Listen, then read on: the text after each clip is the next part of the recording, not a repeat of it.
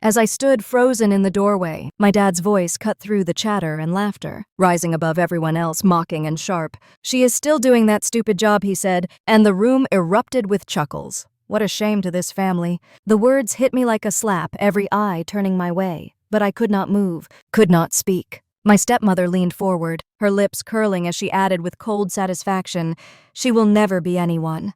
I lowered my gaze to the floor, my heart hammering in my chest, swallowing back the fire that burned in my throat. In that silence, I made myself a promise that one day they would regret underestimating me. I forced my feet to move, the sound of my heels muffled against the rug as I stepped fully into the dining room. My face burned hot, but I kept my expression blank, as if their words had not pierced me. If they wanted me silent, I would give them silence, even if it weighed on me like iron. I moved to my seat at the far end of the table, the polished oak stretching long between me and the center where my dad and Jessica sat like royalty. Jessica's hair was perfect, her smile flawless, the very picture of what my dad wanted in a daughter. She leaned toward him, whispering something that made him laugh even louder. I pushed the food around my plate, my appetite gone. My fork scraped against porcelain, and I winced at the sound.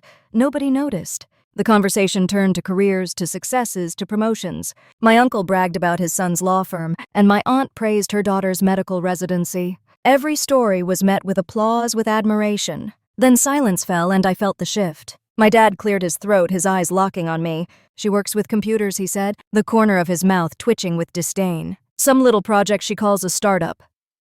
The room chuckled. I clenched my hands beneath the table, my nails digging into my palms. I wanted to scream that my work mattered, that I was building something real. I wanted to tell them about the hours I poured into coding, about the vision that kept me alive when the world dismissed me. But the words caught in my throat.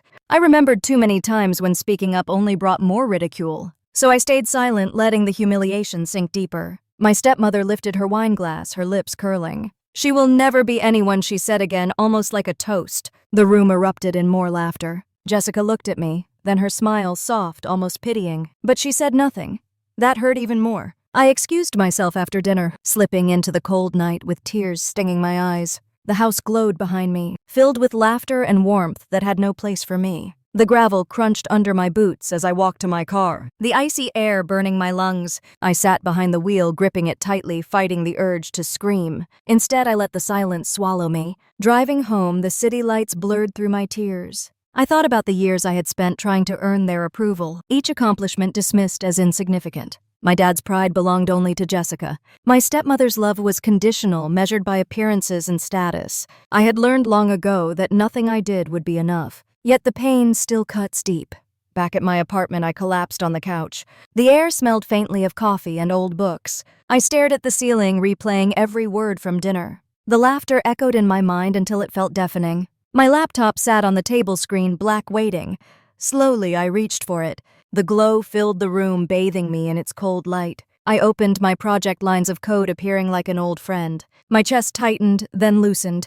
Here was the only place I felt whole. I typed through the night, my fingers flying across the keys. The rhythm of the keyboard steadied me, dulled the ache in my chest. Each line of code became a shield, a promise to myself. They said I would never be anyone, but one day I would prove them wrong. The silence of the apartment grew comforting.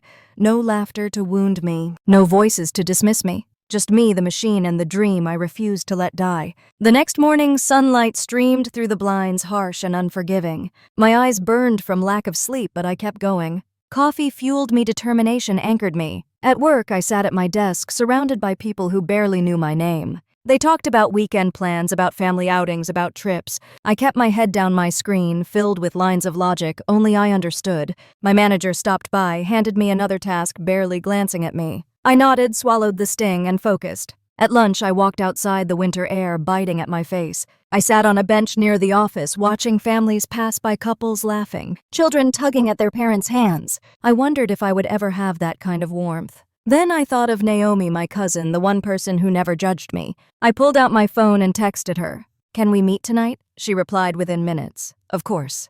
That evening, we sat in a diner off Lamar Boulevard, the smell of fried food and coffee heavy in the air. Naomi listened quietly as I told her about Christmas dinner, about Dad's words, about Linda's sneer. Her eyes softened with every sentence. She reached across the table, her hand covering mine. "You are not what they say," she whispered. "You never were." Her words cracked something inside me. Tears spilled before I could stop them. She squeezed my hand, letting me cry in the safety of her presence. When I finally wiped my eyes, she leaned back and smiled. You will prove them wrong. Not by shouting, not by fighting them, by living. By building the life they cannot imagine. Those words stayed with me long after I drove home. They became a mantra, quiet but strong. That night, as I sat before my laptop again, I whispered them aloud. By living. By building. The days turned into weeks. I buried myself in work both at the office and in my apartment. My body ached from exhaustion, but my spirit clung to that spark Naomi had given me. Every rejection, every dismissal, every smirk from Ethan at school or laugh from my dad became fuel. I told myself that success would be the loudest revenge, the kind they could never dismiss. Still, the pain lingered. At night, when the world was quiet, I would remember Dad's booming laugh, Linda's sharp tongue, Jessica's shining smile. The memories cut deep, but they also pushed me forward. I learned to let the anger become momentum, to let the humiliation harden into resolve. By the time spring came, I was working on a version of the app I believed in. It was clunky rough, but it worked. I sent it to Naomi, and she tested it at the hospital with a patient she cared for. She called me later, her voice bright. It helped, she said. For the first time, I felt a glimmer of pride that was mine alone. I sat by the window that night, watching the city lights twinkle, remembering Christmas. My dad's face so smug, so certain. My stepmother's cruel words. Jessica's silence. I wrapped a blanket around my shoulders and whispered to the night, one day you will see me.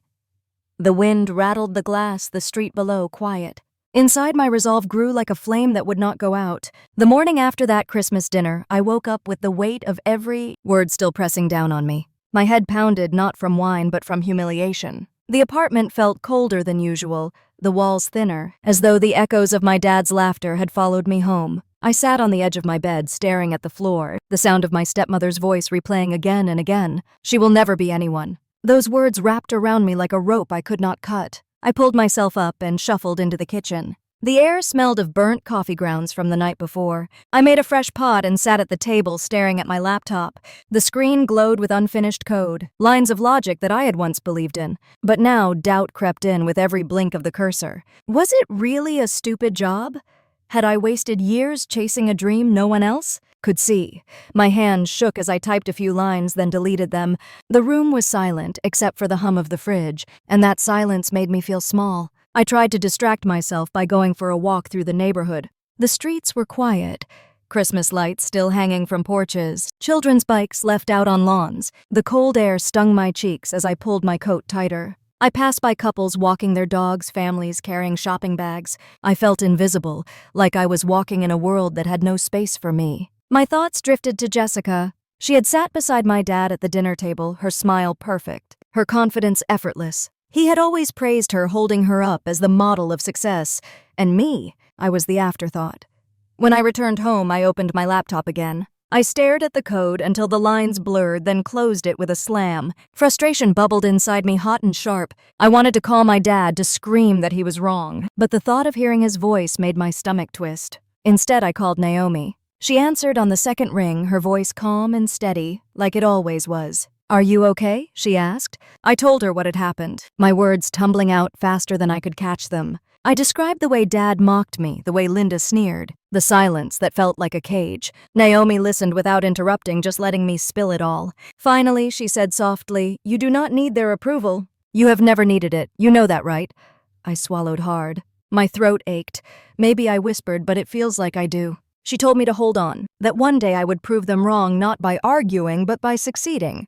Her words planted a seed, faint but steady. I hung up and sat in the quiet again, clutching that tiny piece of hope. The days that followed were heavy. I went back to work at the small contract job I held, building software modules for a local firm. The office smelled of stale coffee and carpet cleaner, the fluorescent lights buzzing above. My colleagues barely noticed me, and I kept to myself, eating lunch at my desk. Yet inside me a storm churned. I could not shake the memory of my dad's smirk. Every line of code I wrote felt like an argument I was having with him in my head. One afternoon, my manager asked me to stay late to fix a bug in the system. I sat alone in the office long after the sun had set, the hum of the building filling the silence. As I typed, I thought about what Naomi had said. Prove them wrong by succeeding. Not by screaming, not by begging, but by building something undeniable. I packed up late that night and walked out into the empty parking lot.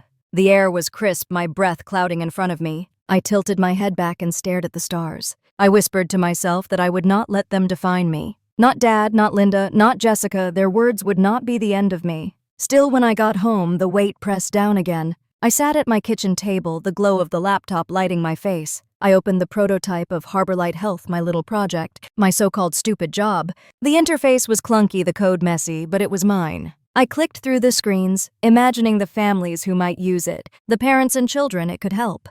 For a moment, a spark lit in my chest.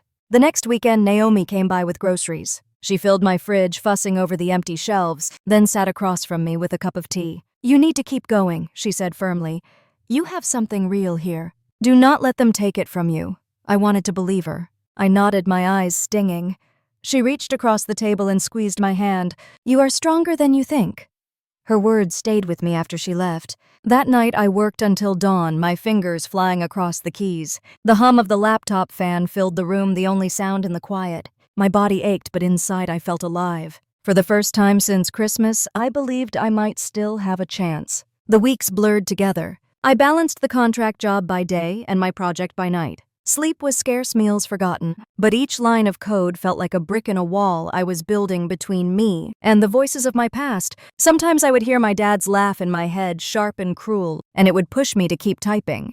Other times I would remember Naomi's steady voice and it would carry me through the exhaustion. One evening, as I sat coding with the window open, I heard the faint sound of church bells in the distance. The air smelled of cedar smoke from a neighbor's fireplace. I paused, leaning back in my chair. I thought of my dad sitting in his house, confident and smug, never imagining I might rise without him. The image fueled me. I picked up my phone and scrolled through job listings for startup pitch events. The thought of standing in front of people terrified me, but I knew I had to step out eventually. My heart raced as I bookmarked one in Austin, a small gathering where local founders could present. I whispered to myself that I would go even if my voice shook. The night before the event, I lay awake staring at the ceiling. Fear twisted in my stomach. What if they laughed? What if I failed? But then I thought of Naomi's words, and I thought of Jessica's smirk. I chose which voice to believe. When the morning came, I dressed in my cleanest sweater and jeans, packed my laptop, and headed out. The city streets buzzed with traffic, the air sharp with winter cold. As I walked toward this venue, my chest tightened, but my steps stayed steady. Inside the room was filled with chatter, the hum of ambition thick in the air. I sat in the back, at first clutching my laptop, my pulse racing. My turn had not come yet, but I could already feel the sweat on my palms. I told myself over and over that I was not here to win their approval. I was here to prove myself to me. As I waited, I remembered Christmas again, my dad's laughter, Linda's sneer. But this time the memory did not crush me. It pushed me forward.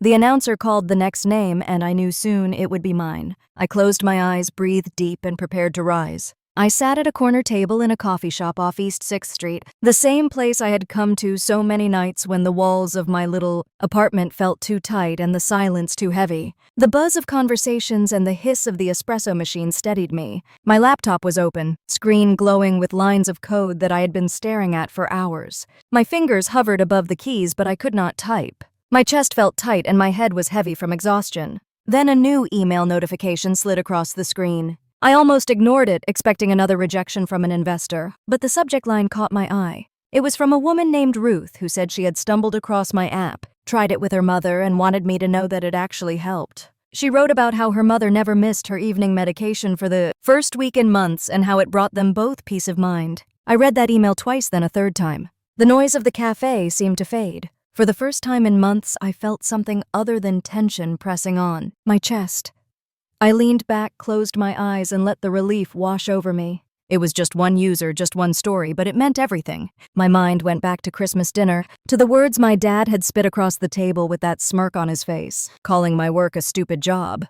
My stepmom's voice still rang in my ears. "She'll never be anyone." I remembered sitting in silence while laughter filled the room. Now holding this message, I whispered to myself, "One day they will see." The next morning, I forced myself out of bed before the sun came up. The streets of Austin were still quiet, the air cool as I walked to the same cafe. I needed to feel surrounded by life, by noise that was not my own doubts. I spent the entire morning poring through every line of my code, fixing bugs and adding features. The image of Ruth and her mother encouraged me, gave me a face for the people I was working to serve. Every keystroke felt like a small act of defiance against the voices that had tried to crush me. Later that week, I heard about a local tech meetup at the Austin Convention Center. I almost talked myself out of going. I hated the thought of standing in a room full of people who might laugh at me, the way my family had. But Maya Carter, the investor I had met briefly online, had urged me to put myself out there. She said people needed to see the passion in my eyes. I showed up in my best jeans and a clean sweater, clutching my laptop like a shield.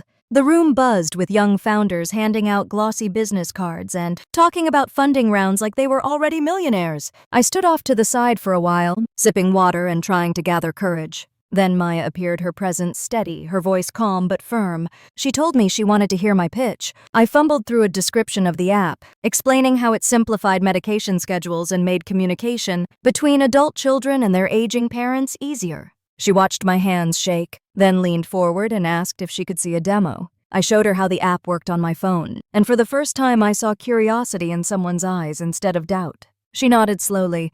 "This could help a lot of people," she said, "but you cannot do this alone." Her words sank into me deeper than I wanted to admit. I had been so used to pushing through alone that the idea of help felt foreign. Still, I agreed to meet her again. That night, I walked back to my apartment with my head higher. The air was cold and the street smelled of barbecue and cedar smoke, but for once I did not feel the weight of being invisible. A few weeks later, Maya invited me to a small event where founders could pitch their projects. My heart raced as I stood in line waiting for my turn. Ethan Reed, a guy I knew from college, walked up to the stage ahead of me. He had started his own health tech company and looked every bit the confident entrepreneur. His demo drew laughter and applause. He spotted me in the audience and smirked, a look I remembered too well from school when he told me I was wasting my time with coding. When my turn came, my legs shook as I walked onto the stage.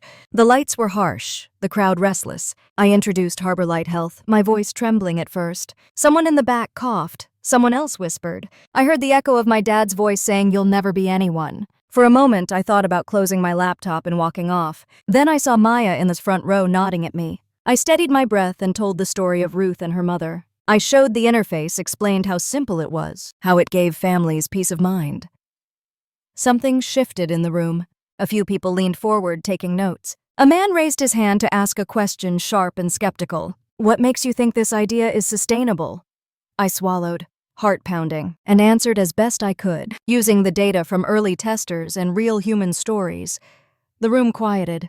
When I finished, there was a small wave of applause, not thunderous, but real. I walked off stage, pulse hammering in my ears. Ethan was waiting with a smirk. "Nice idea," he said, "but the market is already taken. She does not stand a chance." His words were meant to cut deep, and for a moment they did. It felt like Christmas dinner all over again. But instead of shrinking, I met his gaze without a word. My silence was sharp, stronger than any comeback. Later that night, while I sat at a table packing up my laptop, a woman approached me. She was an investor with gray streaks in her hair and a gentle but sharp expression. She said she believed my idea had heart, that it was not just numbers on a spreadsheet but something people needed. She wanted to talk more. My hands shook as I thanked her, realizing this was the first time someone with influence had said yes instead of no. Walking home through the cool Texas night, I felt something stir inside me. The city lights reflected in the river, and I thought of my dad again. Every insult was fuel. Every betrayal was another brick in the wall I was climbing.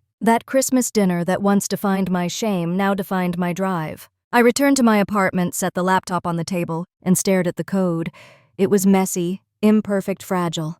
Just like me. But it was alive. And so was I. The following days were a blur of work. Meetings with Maya, phone calls with potential testers, more late nights debugging. The rejections kept coming too, but I was learning to let them roll off. What mattered now was momentum. The cousin who had always believed in me, Naomi, stopped by to bring me dinner one night. She told me she was proud that she knew how hard this was. Her quiet presence reminded me I was not entirely alone. One evening, as I looked out the window at the lights strung across 6th Street, I felt the weight of years of silence. My family had dismissed me.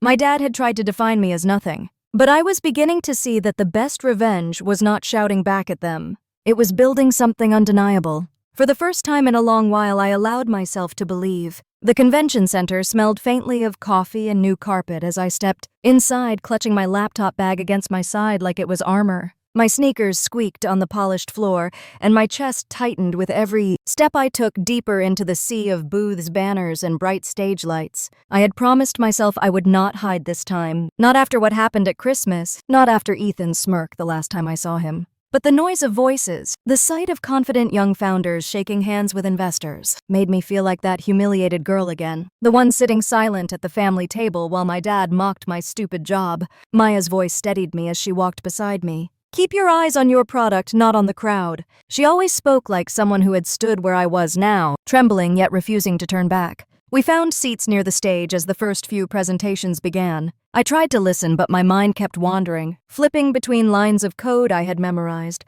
and the memory of my dad, raising his glass, calling me a disappointment in front of everyone. My palms were damp, and I wiped them on my jeans. Then a name rang out that snapped me fully back to the present. Ethan Reed. I froze as he strode up the steps to the stage. His dark jacket fitted perfectly, his hair neatly styled, his confidence radiating like a spotlight. I had known him in college back when we both spent nights in the computer lab. He had once leaned over my shoulder laughing at my early prototypes, saying I wasted time on projects no one wanted. Now here he was running his own startup called Carebridge Labs. The applause he received sounded louder than it should have. Or maybe it only seemed that way because my ears were pounding. His pitch was smooth, rehearsed, polished. He moved his hands like he was conducting an orchestra. His voice strong, charming. The audience laughed at his jokes and nodded at his slides. Investors scribbled in their notebooks. Every cheer from the crowd felt like a slap, each word he spoke echoing what my dad had told me. Successful, impressive, worthy, words that had never been used for me. I sat there, my throat tight, trying to steady my breathing. Maya leaned closer and whispered that I did not have to compete with him. All I had to do was show the truth of my work. I nodded, though I did not believe it. When Ethan's talk ended, he stepped down and spotted me near the front. That smirk returned sharp and familiar. He gave a tiny wave of recognition that felt more like a warning. My legs trembled as the announcer called my name. I forced myself to walk up the stairs. The lights were harsher than I expected, glaring down on me like interrogation lamps. I set my laptop on the podium, my fingers fumbling with the touchpad. My voice wavered as I introduced Harbor Light Health, explaining how it helped families track medications and communicate better. A cough from the audience cracked my concentration, followed by whispers. My chest seized with panic. I heard my dad's voice again, cold and certain, calling me a shame to the family. I almost turned off the laptop right there. But when I glanced down, I caught Maya's eyes. She nodded once firmly. I felt my shoulders drop as I took a breath. I told the story of Ruth, the woman whose mother finally managed to take her medication correctly because of my app. I described the relief in her words, the peace it gave her family. The room grew quieter. I showed the interface, simple buttons, large fonts, reminders that could be shared with caregivers. A woman in the front row leaned forward, her expression softening. Then a man raised his hand and asked the hard question. What makes you think this idea is sustainable? My heart slammed in my chest.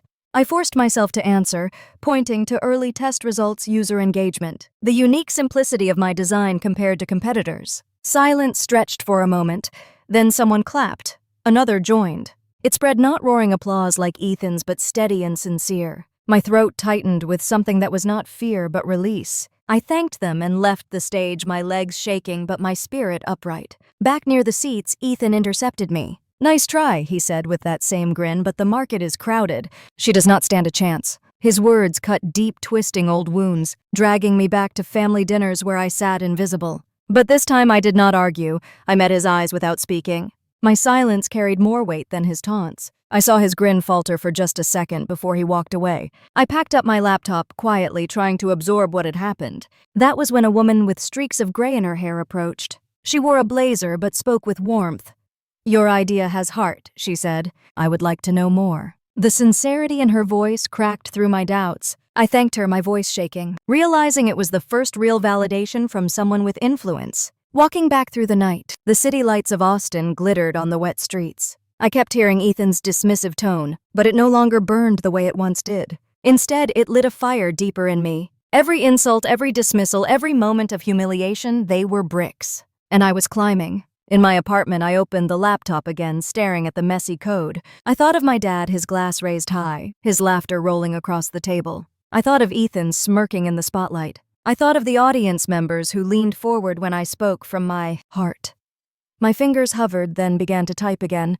Each line of code felt like defiance, each keystroke an act of silent revenge. The following days were heavy with reflection. I kept remembering the faces at the conference, some curious, some doubtful, one or two inspired. It reminded me of the first time I saw Ruth's email. Proof that even small ripples mattered. Proof that my work was not stupid. I met Maya again at the same cafe where she first encouraged me. She ordered tea and leaned back in her chair, watching me with eyes that seemed to see through every doubt. "You have something here," she said. "Do not waste it." Her words echoed long after I left. I walked the streets with my mind churning. For the first time, I was not clinging to survival. I was chasing something bigger, something stronger than family approval. Yet in quiet moments, the memories returned. My dad's smirk, my stepmom's voice, Jessica's practiced smile as she sat proudly beside them. The humiliation still lived in me, but now it felt different. It was no longer a weight holding me down. It was fuel. Late one night, I stood at the window of my apartment, looking down at the streetlights. The glow reflected in the glass, overlaying my own reflection with the lights of the city. I whispered that one day they would see. One day the silence I had kept at that dinner table would not be weakness, but strength. The next morning I woke up earlier than ever. I cooked eggs, brewed coffee, and sat down to work before the sun was high. The world outside kept moving, but inside my apartment, I felt a new steadiness. I was not healed, not finished, but I was no longer the girl crushed by words at a dinner table. I was building something that spoke louder than any insult. I was sitting at my desk long after midnight, the glow of the laptop, the only light in the room. Empty coffee cups surrounded me, cold and forgotten. My body ached, my eyes burned, but I could not stop. I was determined to finish the new update before the morning meeting. My fingers shook each time they hit the keys, yet I kept pushing. The silence in my apartment was broken only by the tap of the keyboard and the occasional groan from the heater. When I finally leaned back, the new version of the app was ready. I stared at the screen, half disbelieving, half relieved. My phone buzzed with a message from Maya. "Investors want to see your demo tomorrow." My chest tightened. This was the chance I had been waiting for. The moment to prove that all those months of isolation and humiliation had not been for nothing. But my reflection in the darkened screen looked hollow, my skin pale, my shoulders slumped. I knew I was running on fumes. The next morning, I stood in a conference room at a co-working space in downtown Austin. My hair was pulled back, my sweater pressed, but my hands trembled as I opened my laptop. Maya sat at the far end of the table with two investors, both older men in suits. Their faces were unreadable as I began to explain. The app opened smoothly. The features worked perfectly. And when I told them about Ruth and her mother, they actually leaned forward. They asked sharp questions, but I had answers this time. I saw their expressions shift from skepticism to interest. When I finished, one of them gave a short nod and said he wanted to keep the conversation going. It was not a check in my hand, but it was a door opening. For the first time, I walked out of a meeting with hope instead of rejection. That hope carried me into a frenzy. I stopped eating regular meals, surviving on energy bars and endless cups of coffee. I worked until the birds outside began their morning chorus, then closed my eyes for an hour before starting again. My apartment turned into a nest of sticky notes, sketches, and empty cups. Friends stopped calling because I never answered. My phone lit up with messages I ignored. I kept telling myself that once I broke through, once the company took off, I would have time for everything else. One evening, Naomi knocked on my door holding a container of stew. She looked around the apartment with wide eyes. "You cannot live like this," she said softly. I brushed her off, telling her I was fine, but she pressed the container into my hands and made me sit for a few minutes. She reminded me to eat, reminded me to breathe. For a little while, her voice eased the pounding in my head. After she left, though, I slipped right back into the cycle. Days bled into nights. I kept hearing my dad's voice in the back of my mind, repeating that I would never be anyone. Each time the words came, I typed faster, pushed harder. If I could just succeed, if I could just make Harbor Light real, then his laughter would die in my memory. The breaking point came during a second round of meetings with the same investors. Maya had set it up at a sleek office downtown. I had been awake for 30 hours straight, running on pure adrenaline. As I clicked through my slides, I felt a wave of dizziness. The room tilted. My voice cracked, and before I could steady myself, everything went black. I woke up in a hospital bed, the fluorescent lights blinding. My body felt like lead. Maya sat beside me, her brow furrowed, her voice sharp.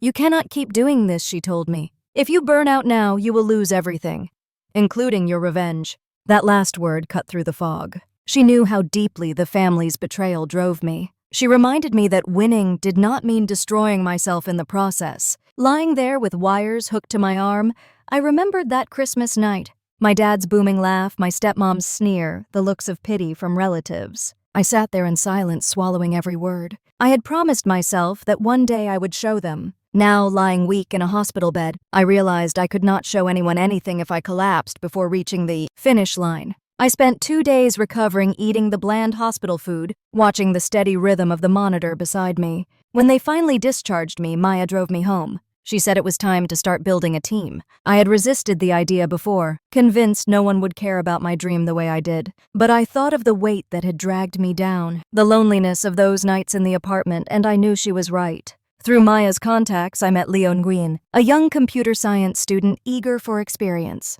He was bright, quick, and willing to work for little at first. I showed him the messy code that filled my laptop, half embarrassed, but he studied it with respect.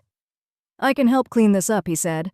I felt something loosen in my chest. For the first time, I was not alone in carrying the load. As the days passed, I began to split my time more carefully. I forced myself to sleep at least 5 hours. I made real meals a few nights a week. Naomi continued to check in, bringing groceries or just sitting with me while I worked. Slowly, the crushing weight of exhaustion lifted. My energy returned sharper and steadier than before. Yet even as I built momentum, the old voices lingered. My dad's smirk haunted me whenever I hit an obstacle. My stepmom's cruel words echoed when I doubted myself. They were ghosts that pushed me. But I began to realize they no longer had control. Each time I pushed through, each time the app worked better, each time someone new downloaded it, their power over me shrank. One night after Leo left, I stood in the kitchen with a cup of tea. The apartment was quiet, but no longer suffocating. I remembered Maya's words in the hospital. "If you burn out now, you will lose everything, including your revenge." I looked around at the sticky notes still covering the walls, the papers scattered across the table, and I felt a deep certainty. My revenge was not going to be a scream or a confrontation. It was going to be a success so undeniable that silence would be the only answer they could give me. The road ahead was still long, and I knew setbacks would come. But for the first time, I was not afraid of them. I had a mentor, an ally, a cousin who believed in me, and now an intern who shared the work. I had more than anger driving me. I had hope. I turned back to my laptop, the hum of the fan filling the room. I began typing again, not with desperation but with resolve. My fingers moved steadily, each keystroke a reminder that I was still standing, still building. The glow of the screen lit my face as I leaned forward, ready for whatever came next. I walked onto the stage of the Houston Women in Tech Summit, and the bright lights hit me with such force that for a split second I forgot where I was. The applause was rolling across the room, warm and expectant, and as I steadied myself behind the podium, I felt the weight of years pressing against my chest. I remembered the silence of that Christmas dinner, the sting of humiliation, the way I had left the table without a word. Now here I was being introduced as the founder of a growing startup, someone people wanted to hear from. I gripped the edges of the podium, took a breath, and began to speak. My voice was stronger than I expected. I talked about Harbor Light Health, how it started as an idea in a cramped apartment with sticky notes plastered across the walls, how it grew from one email of gratitude to thousands of downloads. I told the story of Ruth and her mother, of Naomi helping me test the early versions of long nights and hospital stays, and how I learned that success could not be carried alone. The audience leaned forward, their faces glowing in the light. When I finished, the room erupted in applause that washed over me like a tide. I felt my throat tighten and my eyes burn, but this time it was not shameful. It was recognition. When I stepped off the stage, shaking hands and smiling as flashes from cameras sparked around me, my heart still pounded with disbelief. That was when I saw them. My dad and Linda, my stepmom, are sitting in the third row. Their faces looked carved in stone, unreadable, but I knew they had seen everything. For a moment, I could not breathe. The image of my dad raising his glass at Christmas, his laugh echoing as he called my job stupid, slammed into me. My stepmom's cutting remark, "She will never be anyone," ricocheted inside my skull, yet now they sat silent among a crowd that had just stood to cheer for me. After the session ended, I tried to slip away to the side of the stage, but my dad caught me. He was older than I remembered, lines etched deep in his face, his eyes a little clouded. "You have done well," he said, his voice low. My stepmom stood slightly behind him, her arms crossed, her mouth tight. "I suppose even broken clocks are right twice a day," she muttered, her words like claws. I looked at her for a long moment, then back at my dad. I gave them both a polite smile, but said nothing. The silence between us swelled until it seemed to fill the entire hall. That night in the hotel room, I sat by the window, staring out at the glittering Houston skyline. My chest still buzzed with adrenaline from the event, but underneath was a churn of old pain. They had watched me succeed, yet even in the face of that, Linda could not resist her jab. Jessica had not been there, but I imagined her somewhere far away, still held up as the pride of the family. No matter what I did, I would never be enough for them. But then I thought of the women who had come up to me afterward. Tears in their eyes as they told me my story gave them courage. I thought of the families writing in to thank Harbor Light for helping them manage the care of their aging parents. That was enough. The next day, a reporter asked me about my family. The question pierced me like a knife. I hesitated, the memories rushing in, the humiliation still raw even after years. I glanced across the room and saw my dad and Linda watching me. Their eyes were sharp, almost daring me to say something that would give them power again. I steadied myself and answered carefully. I built this because people told me it was impossible. That is the greatest fuel. The audience applauded, and I saw my dad shift uncomfortably, his jaw tight. For the first time, the power between us felt reversed. Later, as I packed my bag to return to Austin, there was a knock at my hotel door. I opened it to see my dad standing there alone. The hallway light cast shadows on his face, making him look older, smaller. "We need to talk," he said. I let him in, my heart racing with equal parts dread and curiosity. He sat on the edge of the bed, his hands clasped, his voice hesitant. "Things are not as they seem," he began. His company had collapsed months earlier. He had lost his position, his savings, his reputation. The house in Plano was under threat. Friends had stopped answering his calls. Linda was furious, Jessica distant. The proud man who once boasted so loudly about his family now looked like a shell of himself. I listened silent as he stumbled through his confession. His words tangled with memories of Christmas humiliation, of years of silence, of being brushed aside as less than. He lifted his eyes, and for the first time I saw not arrogance, but desperation. "I need your help, Aisha," he said. My stomach twisted. The man who told me my work was worthless now wanted me to use that same work to save him. I thought of every sleepless night, every rejection, every collapse in the hospital. I thought of how his laughter had driven me forward, how his cruelty had shaped my determination. Now he sat before me begging. I could not answer him then. I simply stared at him, feeling the tremor of emotions crash through me. Anger, sorrow, pity, triumph, all tangled together. He looked down at his hands, waiting, but I said nothing. The silence stretched heavy, suffocating. Finally, he stood, nodded stiffly, and left the room. The door clicked shut behind him, leaving me alone with my racing heart. I sat back in the chair, my hands gripping the armrests. Outside the window, the city lights flickered against the glass. I felt both powerful and hollow. This was what I had dreamed of, the moment when the tables turned, when the one who had shamed me came seeking mercy. Yet it did not feel like victory. It felt like the beginning of something else, something I was not yet ready to face. I closed my eyes, remembering the applause, remembering the investors who wanted meetings, remembering the women who thanked me. I had found success undeniable and bright, but I had also found the shadows of my past still waiting for me. Knocking at my door, I whispered into the quiet room, "This is only the beginning." I opened the hotel door and saw my dad standing there, shoulders hunched, eyes tired, his suit jacket wrinkled as though he had slept in it. He looked smaller than I remembered, no longer the towering figure who had commanded rooms with his booming laugh. He asked softly if we could talk. I stepped aside and let him in, though every part of me hesitated. The sound of his shoes against the carpet reminded me of all the times he had walked past me without seeing me. He sat down at the little desk by the window and clasped his hands together. His fingers tapped nervously as though he did not know how to begin. I stood by the bed, arms crossed, my back straight. He cleared his throat and his voice came out rough. "Things are not good, Aisha. My company is gone." He stopped, swallowed, then continued. "Prairie Line Logistics filed for bankruptcy last month. I tried to fight it, but there was nothing left. The house is in foreclosure. The bank will take it by spring." I listened in silence, each word hitting me like a stone dropped into deep water. He went on, speaking faster now, as if afraid to lose my attention. Friends I thought would stand by me no longer answer my calls. Even colleagues I mentored pretend not to know me. I thought I had built something solid, but it crumbled overnight. He looked up at me, and for the first time in my life I saw fear in his eyes. "I need help, I need advice. You know tech, you know startups. Maybe you can help me find a way through this." My chest tightened. I remembered the Christmas table, his glass lifted, his voice sharp, calling my job stupid. I remembered Linda's sneer, Jessica's smirk. Now the man who had dismissed me sat in front of me asking for help. I could not keep the bitterness from rising like bile. My silence stretched until he shifted uncomfortably in his seat. I finally asked what Linda thought. His face hardened. "She blames me. She says I ruined everything. She spends her days with realtors and her nights with friends who no longer invite me. She is angry all the time. Jessica barely calls. She says she is too busy.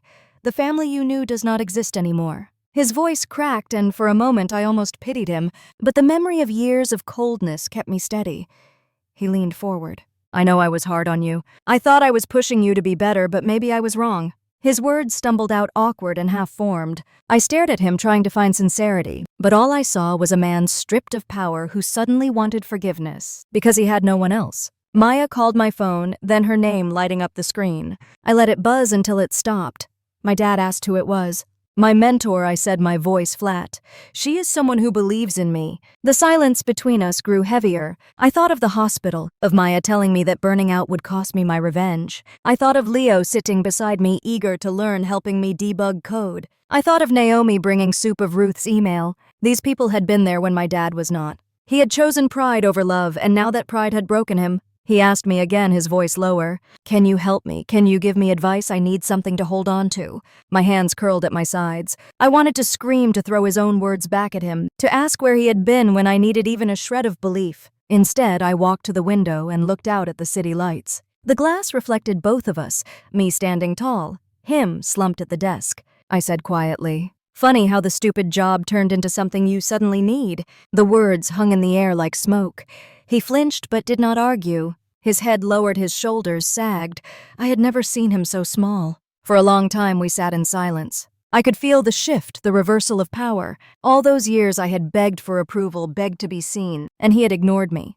Now he sat begging me, and I found myself unwilling to answer. Finally he stood, nodded stiffly, and walked to the door. I stayed by the window, watching his reflection. He paused as though waiting for me to call him back, but I did not. The door clicked shut. I exhaled a breath I had been holding for years. My knees trembled, but my spine stayed straight. The room felt vast and quiet, the kind of quiet that once used to suffocate me, but now felt like strength. I sat down in the chair he had left, the warmth of his presence still lingering in the fabric, and I felt the oddest mixture of sorrow and triumph. I remembered being 12 years old, standing in the kitchen while he boasted about Jessica's grades, ignoring the science fair ribbon I held in my hand. I remembered being 20, showing him my first working prototype on an old laptop, only to hear him laugh and call it a hobby. Those wounds had carved deep lines inside me, and tonight those lines finally closed. The city outside hummed with traffic, the glow of the skyline steady. I realized that my revenge had never been about destroying him. It had been about freeing myself from the weight of his judgment. Tonight I saw him powerless. Tonight I felt that freedom for the first time. The phone rang late at night while I was still at the office, the glow of my computer screen painting my face in pale light. I almost ignored it, thinking it was another spam call. But when I saw Jessica's name, my chest tightened. We had not spoken in months, and even then our conversations had been short and stiff. I answered, bracing myself. Her voice came through ragged and uneven, nothing like the polished tone she used at family dinners. "Dad is falling apart," she said. "Mom is gone. I do not know what to do." For a moment I could not breathe. I asked her what she meant. She told me Linda had left after the foreclosure notice came. She packed her things and walked out without looking back. Jessica admitted she was struggling to hold on to her job at the firm. She sounded tired, stripped of the confidence I had grown up envying. I heard her sniffle, then a shaky apology slipped through. "I should never have gone along with them, Aisha.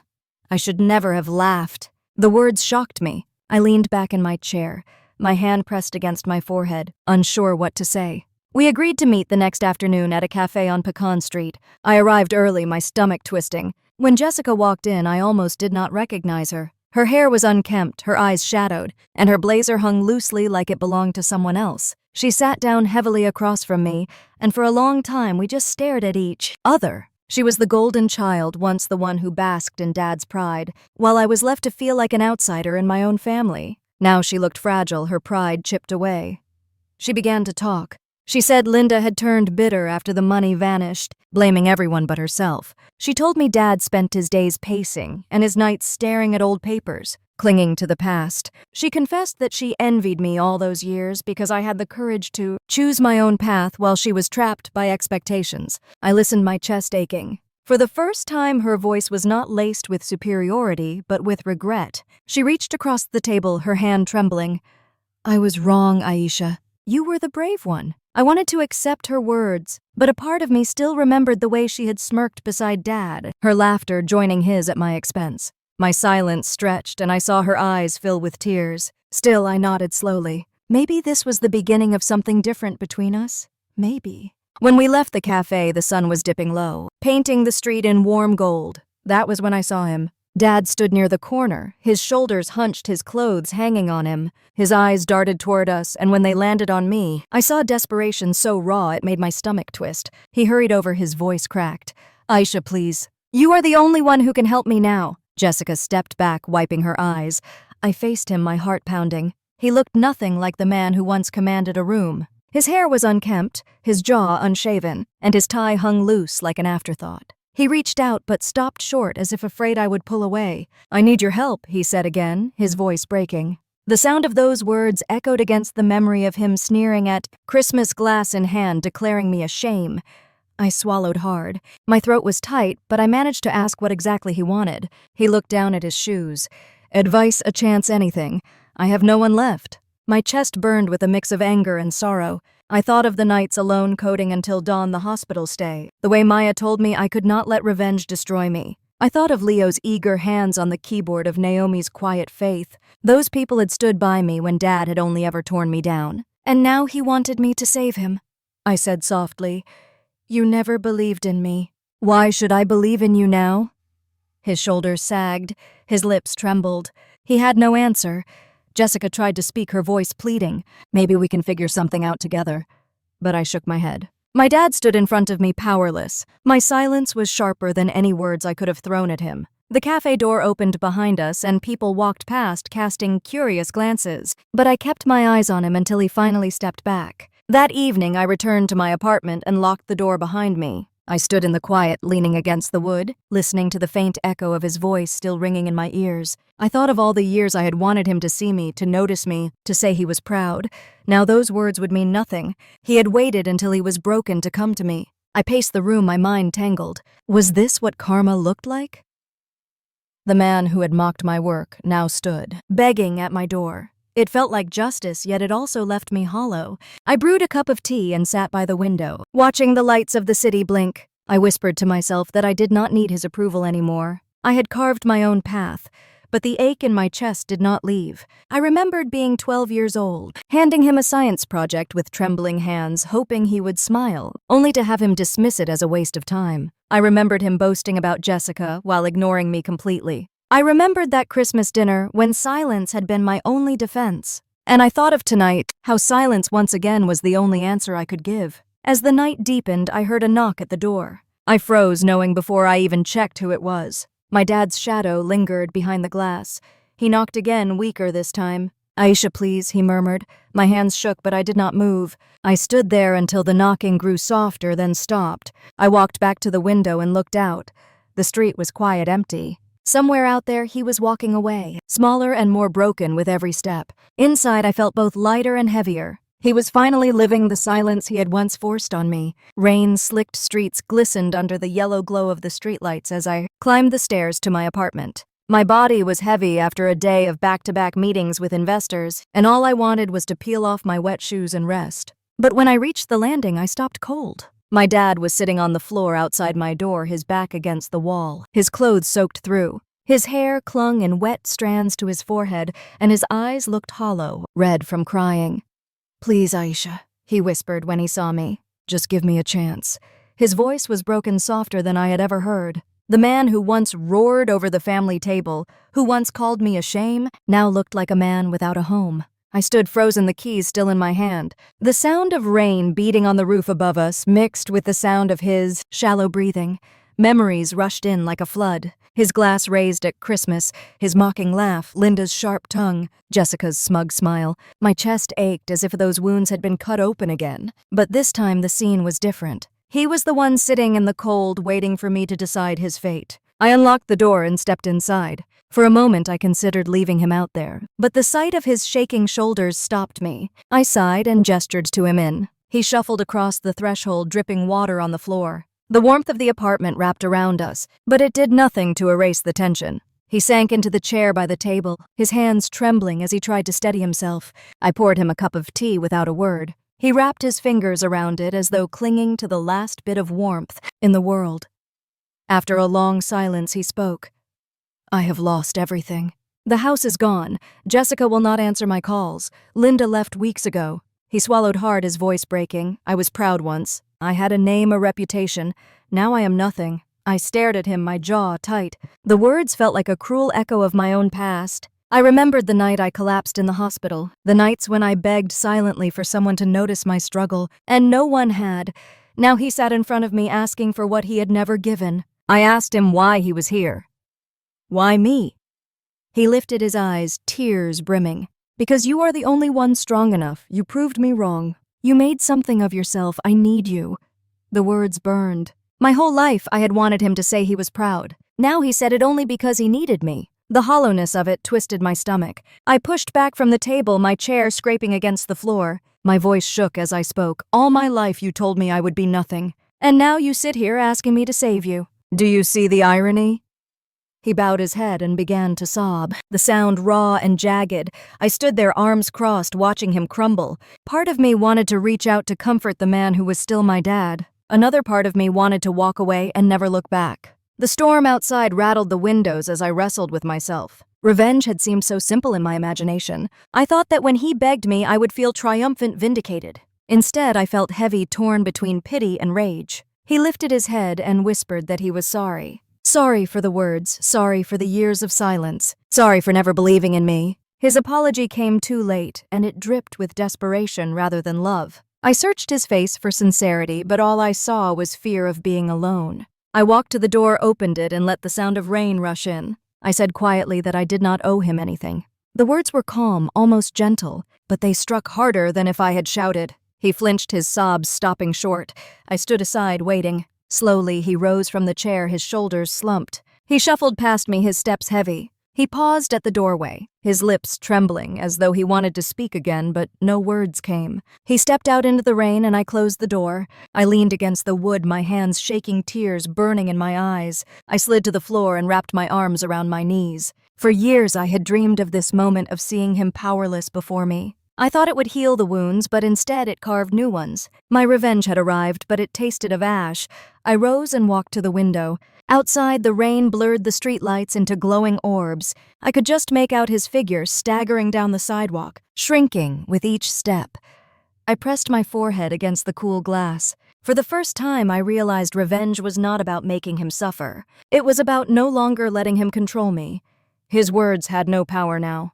His approval or rejection meant nothing. I turned away from the window and sat at my desk. The glow of the laptop lit the room. I opened the code I had been working on, the project that had given me a life beyond his shadow. My fingers hovered above the keys, steady at last. My chest rose and fell with a slow breath. I was no longer his daughter in the way I had once been.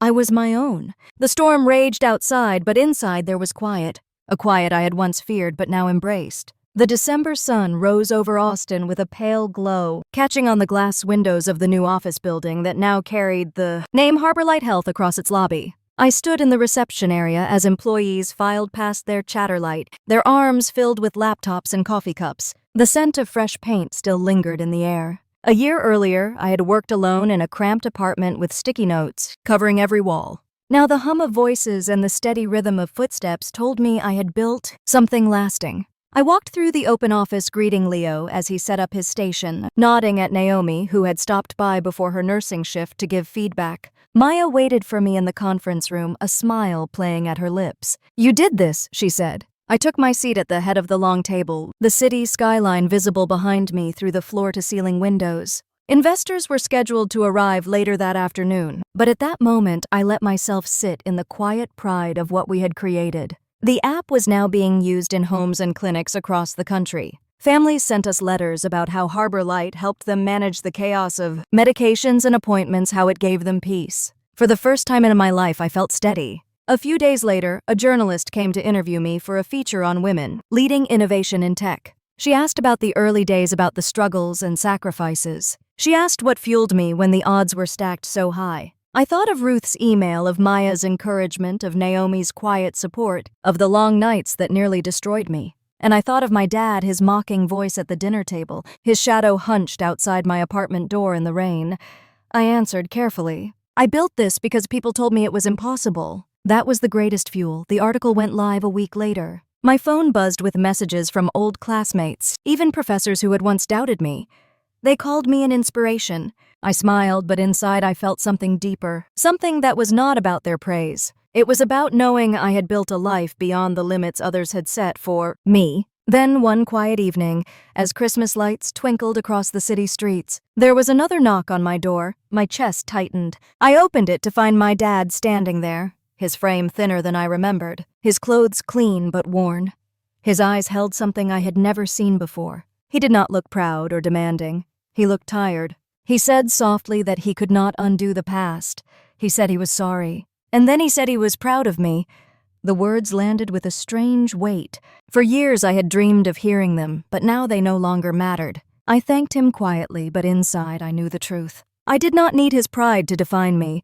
I had already defined myself. He stood awkwardly for a moment, then nodded and walked away. I watched his figure fade into the night, swallowed by the glow of Christmas lights and the hum of passing cars. I closed the door, leaned against it, and let out a long breath. I was not angry anymore. I was not even triumphant. I was free. That Christmas I decorated my own apartment, stringing lights along the window and inviting Naomi, Leo, and Maya over for dinner. The table was filled with food we had cooked together, the room alive with laughter. For the first time, the holiday felt warm and whole. I realized that family is not always the one you are born into. Sometimes it is the people who show up for you when no one else will. Later that night, after everyone had left and the apartment had grown quiet, I sat by the window with a mug of tea. The city glowed beneath me, lights shimmering across the river. I thought of all the years I had spent chasing approval, of the silence that once suffocated me.